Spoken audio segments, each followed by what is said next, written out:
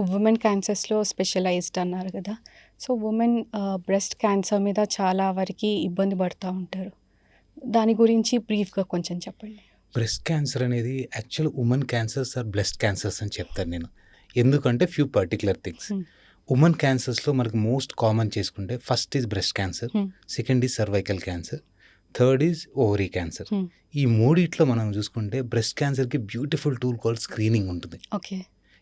Cervical cancer almost cervical cancer 90-95% preventable cancers. హుహుహు. మనకి beautiful screening గానీ, లేకపోతే హెచ్‌పివి వ్యాక్సినేషన్ ద్వారా గానీ ప్రివెంట్ చేయొచ్చు. So, women cancers are breast cancers అని చెప్తాను కంపేర్ టు మేల్ క్యాన్సర్స్. హుహుహు. ఎందుకంటే మనం ప్రాపర్ ప్రికాషన్స్ తీసుకుంటే మనం ప్రివెంట్ చేయగలుగుతాం. Okay. Coming to the breast cancer. హుహు. బ్రెస్ట్ క్యాన్సర్ అనేది మన most common cancer in India. హ్మ్. ఎస్పెషల్లీ రూరల్, అర్బన్‌లో తీసుకుంటే మనకి అర్బన్ అంటే మన సిటీస్‌లో ఎవరైతే ఉంటున్నారో వాళ్ళలో ఇన్సిడెన్స్ అనేది ఎక్కువ అవుతుంది.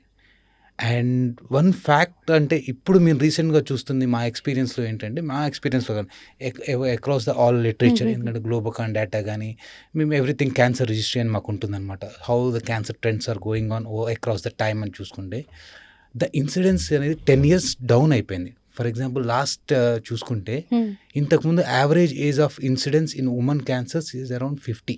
ఓకే. ఇప్పుడు అది 40కి పడిపోయింది. హుహుహు. అంటే యంగర్ పీపుల్‌లో వస్తుంది బ్రెస్ట్ క్యాన్సర్. ఓహ్!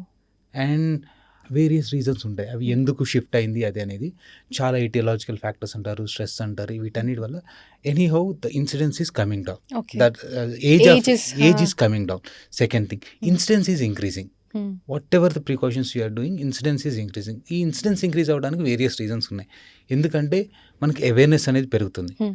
సో రొటీన్ స్క్రీనింగ్ మ్యామోగ్రఫీ అంటారు. స్క్రీనింగ్ అనేది mammography is part of a screening protocol. So చాలామంది తీసుకోవడం వల్ల మనం డిటెక్ట్ చేయగలుగుతున్నాం. హ్మ్. ఓకే.